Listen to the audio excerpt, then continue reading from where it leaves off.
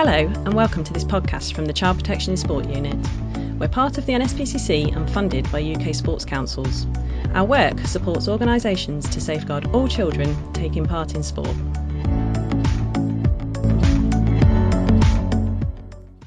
In this podcast, we will be discussing abuse in positions of trust. This might be difficult to hear, and for some people might bring up distressing memories, thoughts and feelings. We have included links to organisations who can help and support you, as well as to our website at thecpsu.org.uk. Whilst it may not be easy to listen to, this podcast includes important information to help all of us to keep children safe. And remember, if you are worried about a child, even if you are unsure, you can speak to the Nspcc helpline for advice. You can call 0808 800 5000, or you can email help@nspcc.org.uk. And if you are under 18, Childline staff are there for you. You can call 0800 1111, or you can visit the Childline website at childline.org.uk. Hi, I'm Becky, one of the information officers at the CPSU. And today I'm being joined by some of my colleagues from the CPSU and the Nspcc to discuss some new legislation that has been passed, which now makes it illegal for someone to abuse their position of trust within sports or faith organisations.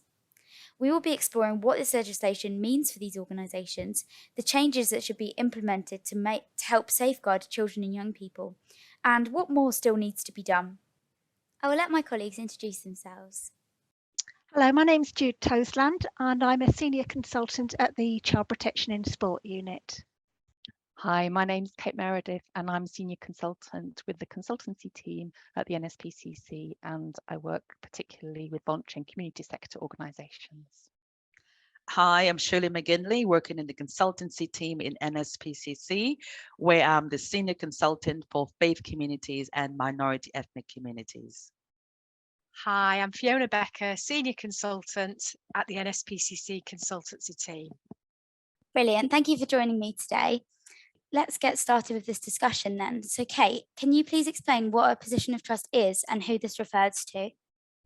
Yeah, sure, Becky. A position of trust is a legal term that refers to certain roles and settings where an adult has regular and direct contact with children and young people.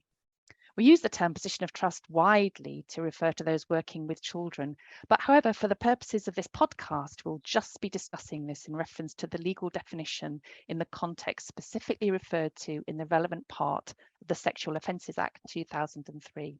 We'll talk more about this later.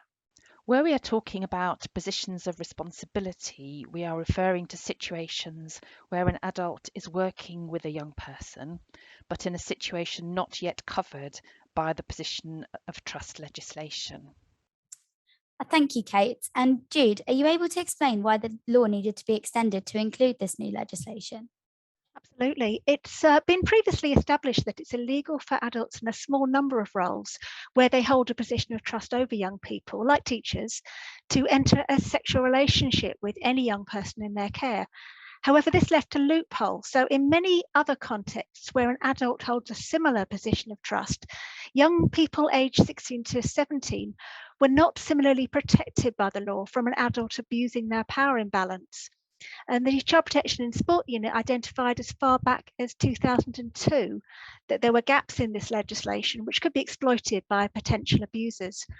With the CPSU support, the Nspcc began campaigning to close the loophole.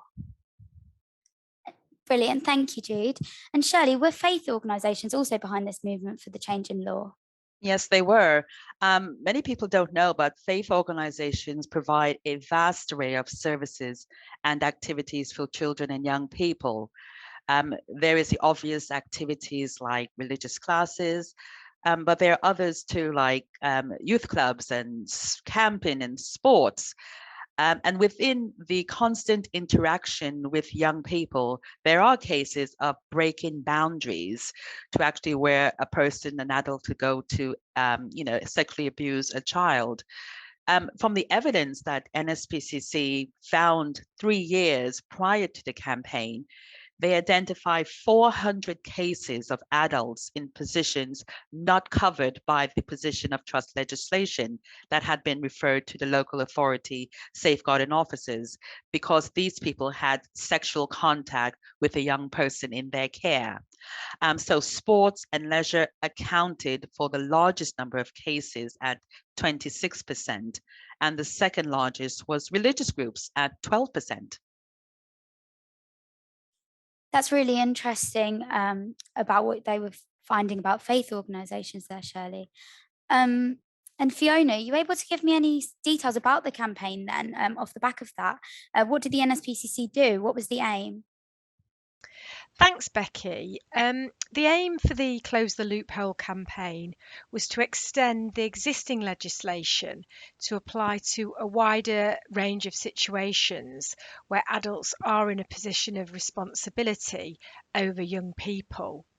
The NSPCC provided the government with our concerns and case studies demonstrating why this law was so important.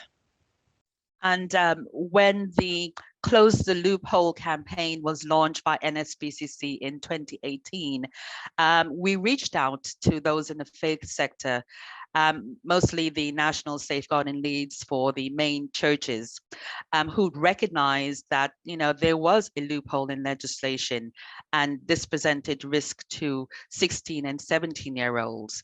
And I'm pleased that many of them got behind the campaign and supported the change in law. This is also true for the all-party parliamentary group on safeguarding in faith settings, which was meeting at the time.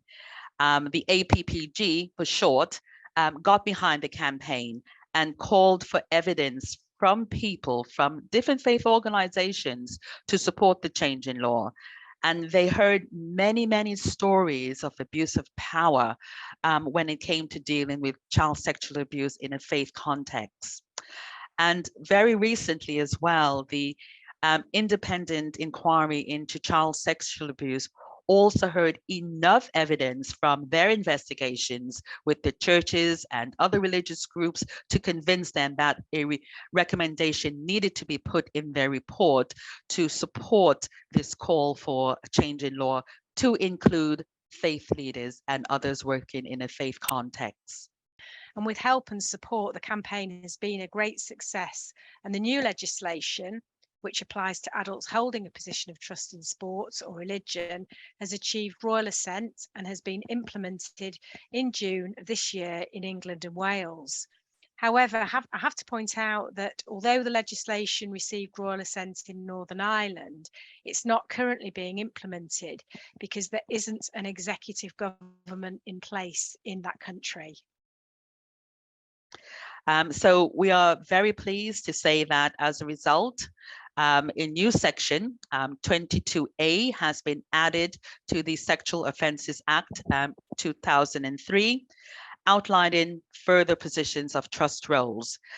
This means that as of the 28th of June this year, it has been made illegal for adults in a position of trust in sport or religion to engage in a sexual relationship with any child or young people under 18 who are regularly in their direct care. But however, the law remains unchanged for Scotland for the time being. And, we hope things will change there too.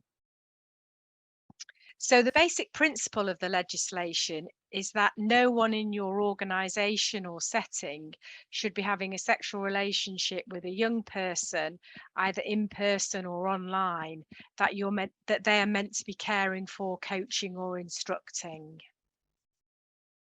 Thank you for summarising that, Fiona. We will now be exploring this legislation, what situations it will apply to, what this means for various sectors, including sport and religious organisation and dance organisations as well. This podcast will aim to provide clarity to parents and staff within these organisations, making it clear how we are all able to keep children and young people safe in light of these changes. So you've mentioned that this legislation will apply to those holding positions of trust in sport and religious organisations, but do we have any more specific definition for these situations where it will be applied? Well, yes, Becky, we do. And there are 4 criteria which are are set out, and the criteria are as followed. All these four criteria have to be met for the position of trust to apply. So first of all, it's about the role itself, and it's a role where information, advice or assistance is being passed on from someone who is knowledgeable about a subject to someone who is less knowledgeable about a subject. So for example, coaching, teaching, training, supervising or instructing. And the second criterion relates to locations. So we're talking about a role located in a sport or a religious organisation. Thirdly, we're talking about regularity. So the activity where the adult holds a position of trust is carried out on a regular basis. What we don't know is what regular actually means, and the benchmark for how regular that is not set out clearly in the legislation. And the final criterion is about the fact that the adult in question has to understand their position. They have to be aware that in relation to the young person, they carry out that activity within the criterion of being in a position of trust. So we're asked quite a lot, what do you mean by sport and religion? So the government guidance defines sport as A, any game in which physical skill is the predominant factor, and B, any form of physical recreation which is also engaged in for purposes of competition or display. So the advice we've received from the Ministry of Justice is that sport could therefore include both games and any other form of physical recreation, meeting the above definition. So it doesn't have to be A and B to meet the definition. However, either one is sufficient. And games, we were asking the Ministry of Justice, what do you mean by games? And they said that it's not further defined in the legislation, but it will instead be given its ordinary meaning. And for religion, the definition states that religion includes those involved in a religion that holds a belief in one or more gods, and those involved in a religion that do not hold a belief in a god. Brilliant, thank you. And hopefully that makes it a little bit more clear where this legislation will be applying to. So we've had some questions about who exactly this applies to then, because with those definitions, they can maybe be applied to a lot of different settings beyond just the obvious sport or religious organisations.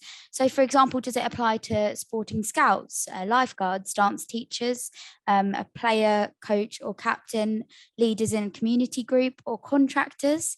Does the legislation give any further definitions for these situations? Well, Becky, as this is new legislation, I have to admit there is some uncertainty around the specific situations and roles where this legislation would apply. We do hope it will become much clearer when this legislation is put into practice. Looking at the definitions within the legislation, it's important to consider how each of these roles fits in. For example, a dance teacher could be involved in games on a regular basis and would therefore fall within the definition of someone in a position of trust. However, if we think about a scout leader's activities, they may not fall within this category. So despite leading activities regularly, would not fall within the legal definition of a breach of a position of trust. So we encourage organisations and settings to look carefully at the activities they run to see if their specific activities fall within the legislation, even though the organisation itself doesn't automatically. Let me explain that a bit more. For example, a scout group may have a football team who regularly competes, and this football activity would be covered under the legislation, whilst other activities put on by the scout group may not be, such as arts and crafts. However, this will be open to interpretation and we think it'll be tested in case law. We do hope that the legislation will be extended to include further situations and roles where it might be against the law to abuse a position of trust. But what we do say to all organisations and settings is it's good practice for all roles in positions of responsibility over young people to apply the same principles as those in a legal position of trust.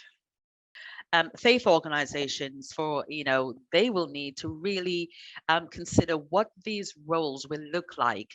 And I could imagine it might be roles such as being a member of the clergy or a faith leader, a teacher who gives religious instructions, a youth worker or youth leader, maybe a pastoral support person, or even someone who, conducts the choir or music group or sports or drama club, which involves young people. So they really need to sit down and figure out what roles in our organizations will fall into this category, which we talk about the being in a position of trust.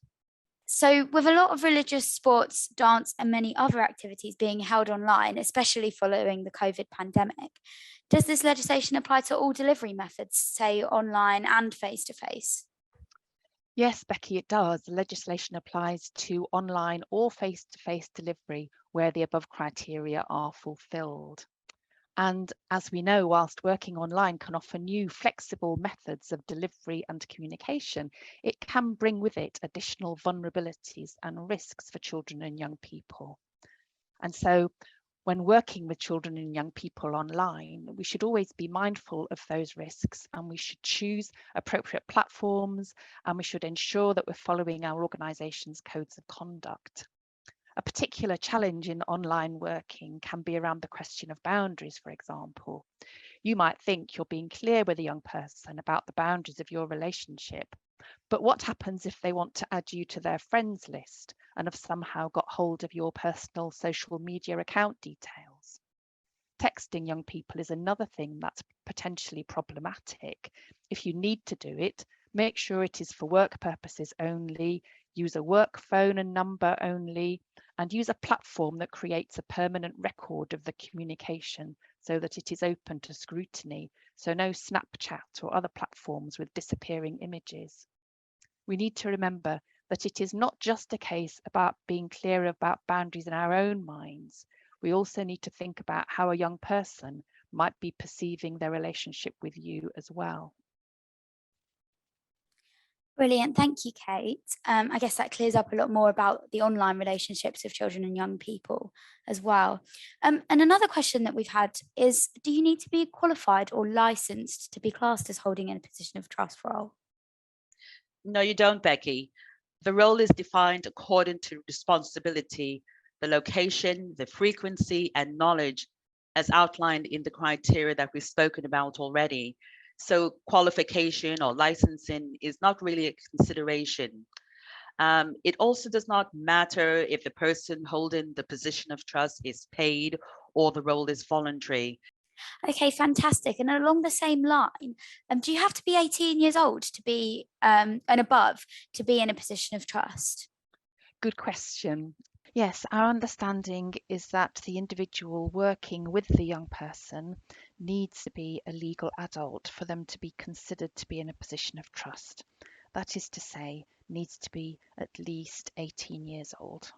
Okay, fantastic. And hopefully that makes it a little bit more clear to whom and where this legislation will be applying then. But what should someone do if they have a concern about a breach of position of trust? Well, the main thing to remember is that if you have a concern that the law has been broken, as someone has abused their position of trust, this legislation now makes you duty bound to inform the police. So it will be then up to the police to treat it as a criminal investigation to establish if it reaches the criteria for a criminal offence to have been committed. Okay, fantastic. Thank you, Jude. So we will now be discussing what organisations should be putting in place on the back of this new legislation being passed. So does the law require any organisations to implement any new procedures or policies?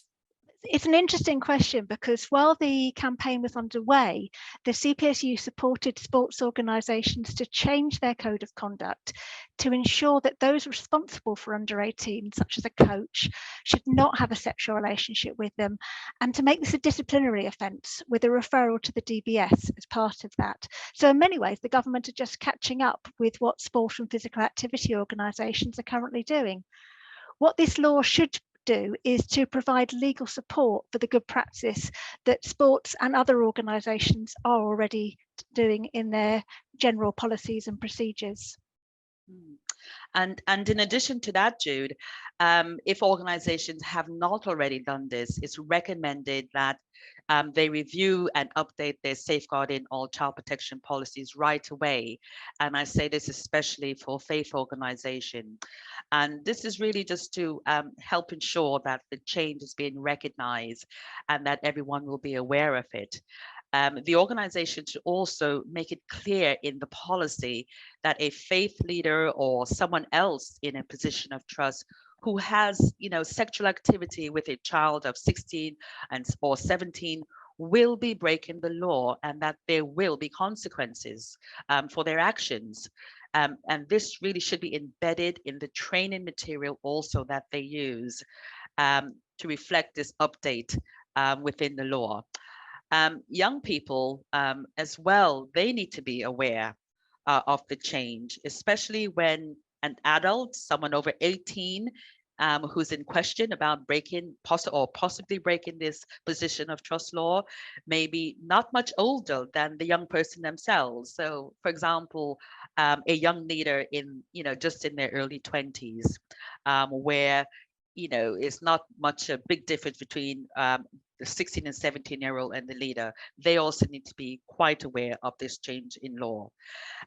Faith organizations should also ensure that there are safe and accessible routes to enable young people to make disclosures, or just to have someone there that they can talk to about any concerns. And these are, good practice for faith organizations as well as other organizations too.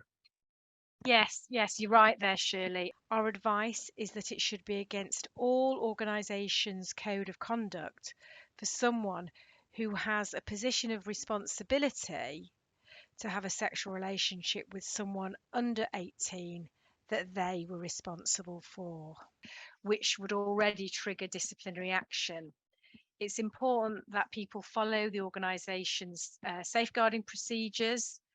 And if you are concerned that anyone is or has abused their position of trust and subsequently a crime has been committed, it should be reported directly to the police. But do ensure the safeguarding officer in your organisation or setting is aware of what you're doing as well. Now, for those organisations that are registered charities, a breach of a position of trust would constitute a serious incident, the need for a serious incident report. So a referral would have to be made to the Charity Commission following your own internal procedures, because they would want to know that that's happened and what action you're going to take about it. Okay, fantastic. Thank you. So it sounds like it's really positive news that this legislation has come into force. But is there anything else that the law does not include that the Nspcc campaigned for or wanted? Well, as you say, Becky, the legislation is a very positive step in the right direction. And of course, the government is rightly concerned not to impinge upon the rights of 16 and 17-year-olds to engage in non-abusive and consensual sexual relationships. But also it's important to remember that the law is continuing to change, so some details might continue to be amended. But many argue that despite being extended to include religion and sport, the legal definition of positions of trust still does not go far enough. Youth work is not included as a setting, for example, nor are private tutors, nor are army or sea cadet leaders, nor a host of other roles in which adults are supporting or working with young people in the community. What about non-religious music or drama, for example, like an amateur pantomime? What about outdoor and conservation type activities like camping expeditions, reclaiming a wildlife meadow, or looking after an area of woodland? What about social engagement activities, such as helping to provide support to other members of the community who might be in need? It is complex, especially with many young people progressing from being participants to young leaders in their own right, but we need to address it. Fantastic, thank you, Cate. So there is still a part of this legislation that the Nspcc campaigned for that just hasn't been covered just yet. What is the Nspcc's next step to address these gaps then? Well, Becky, the campaign continues for the Nspcc to address other areas other than sport and religion.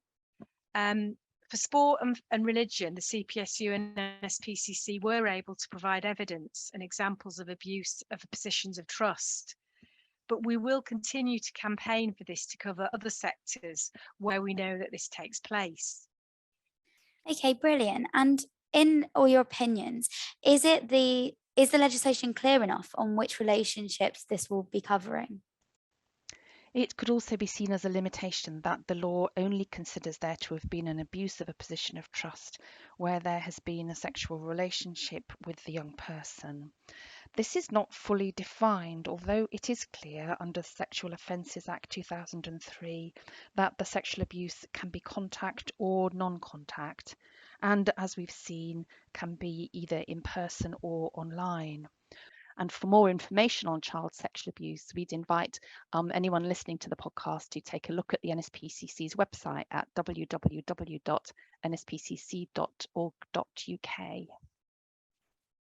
Brilliant, thank you, Cate.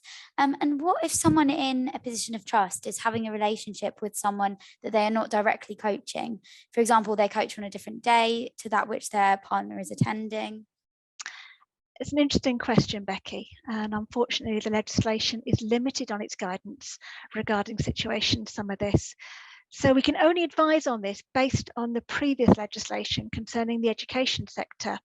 And this explains that a teacher may have a lawful sexual relationship with a consenting individual aged 16 to 17 who is not a student at their school. So they may be a student at another school, so long as it's not a school that the teacher currently teaches at. So applying this to the sports sector, the position of trust applies when someone is directly responsible for an under 18 by, for example, being a coach in their club, but not for young athletes coached in another club. Okay, brilliant, thank you. So you can understand where a position of trust might be established whilst someone is having a sexual relationship with someone 16 or 17. And what would the legislation still apply then if the sexual relationship began before this position of trust was established, or even before this law was being introduced? Well, whilst it should generally be considered against an organisation's code of conduct for someone in a position of trust to be in a sexual relationship with someone aged under 18 in their care, the law states that it is not an offence under the new or existing legislation if the young person and the individual holding a position of trust are legally married, in a civil partnership, or had a lawful sexual relationship immediately prior to the position of trust arising. It is up to the person holding the position of trust to provide evidence that these situations should be considered a valid exemption in their case. Okay, brilliant. That makes that a lot more clear then. And would the legislation apply if the person in the position of trust thought the individual was over 18? Well, Becky, in this case, it would be something for the police to consider if someone was knowingly having a sexual relationship with someone under 18 where they were in a position of trust over them. Okay, fantastic. So if you're not quite clear on whether or not it will apply, it is up to the police in these situations to establish that then. Yes, that's correct. Okay, brilliant. Thank you. And what should a person do in a position of trust if they suspect that a 16 or 17-year-old is seeking some form of relationship with them? That's an interesting question, Becky. And I would say find an appropriate time and location away from other young people. to discuss it with them, but we don't recommend that you do it online through your personal online accounts. So you might just want to find that space, and you want to explain as well to that young person why the relationship, is inappropriate and maybe illegal because of this new law. You should also make your designated safeguarding officer, your manager, or whoever is most appropriate aware of your concern and exactly what you have done, and set to clarify the position with the young person. If you are concerned about the welfare of the young person, raise it through your normal safeguarding procedures. Fantastic, thank you. So moving forward then, if organisations or anyone who is listening to this podcast are yet to implement the appropriate procedures and policies that we have discussed today, who would be responsible for making these changes required in light of this change in legislation then? Well, Becky, it can vary really across different organisations. The person that acts on making the changes required to policies and procedures is usually the safeguarding lead for the organisation or the designated safeguarding officer. But it very much depends on the governance framework in the organisation and who holds the responsibility for making policy changes. Fantastic. Thank you, Fiona. And if someone listening to this podcast wanted to find out more information about this new law and what it means for their role within safeguarding children and young people, is there anywhere that they can receive training on this update? There's a range of training available from Nspcc, both through the Nspcc Learning Service and also through UK coaching, through local authorities, if you're in sport, through your national governing bodies and active partnerships, as well as a number of other providers. And that includes both formal training courses, but also you can access podcast webinars and workshops such as this. And we would really encourage you to share this information with your colleagues to make sure that everyone's aware of the change in legislation. So you can do this by encouraging them to listen to this podcast, to read information on the CPSU and Nspcc websites. And that includes the CPSU briefing on the position of trust within sport and also around position of trust in dance. And interact with the communications of the Nspcc and CPSU messages. So that could be through the existing channels, YouTube, for example, that could be through email, that could be through social media. So you may want to follow us on Twitter. Both the Nspcc and CPSU have accounts. And you should also be incorporating positions of trust legislation within your safeguarding procedures. So all your colleagues should be familiar with, and you should review your safeguarding plans, including your procedures and your training, to make sure you're covering this area fully. Fantastic. Thank you, Jude. So now we're coming to the end of our podcast. So I'm going to round up the key points that we would like you to take away with you today. So remember, this is where the law is at the moment. So that is that it is illegal to abuse a position of trust in a sport or religious setting, in addition to the settings where it was previously illegal. But this may change, and we are actually hoping that this will be extended in the future. All sports and religious organisations should revisit their policies, code of conduct, and training to make sure that they all align with this new legislation. Organisations who work with children in other settings shouldn't automatically assume that they are not included, so should check carefully against the legislation and criteria to check if they are covered. Even if your organisation does not fall within the legal definition of these settings, or your role does not fall within the criteria of a position of trust as outlined in this legislation, you should still follow the principles. Your organisation should check that they have reviewed their key documents and make sure that it is clear that it is still against a code of conduct for those in any positions of responsibility to abuse children and young people and have an inappropriate relationship with them. If you have a concern, even if you are not sure if the law covers your organisation or the role in question, you should still report this to your safeguarding lead and the police. It will be up to the police to determine if the law has been broken. Finally, don't think that abuse cannot happen in your organisation. Unfortunately, it can and it does happen anywhere. And we all carry the responsibility to keep children and young people safe. As Jude mentioned earlier, we do have some additional resources that we have produced which will help you navigate this new legislation and what this means for your organisation. On the CPSU website, we have an information briefing for sports organisations, and we also have one that's specific to dance. We also have a frequently asked questions document where we answer a few more questions that we maybe didn't address in this podcast today. On the Nspcc Learning website, we have some general information about what positions of trust means for other organisations. And on the Nspcc website and the CPSU website, we have a lot of safer recruitment resources which you can use. And that concludes the end of our podcast. So I'd like to say thank you to my colleagues for joining me today, and thank you to you for listening, and I hope you've enjoyed this podcast.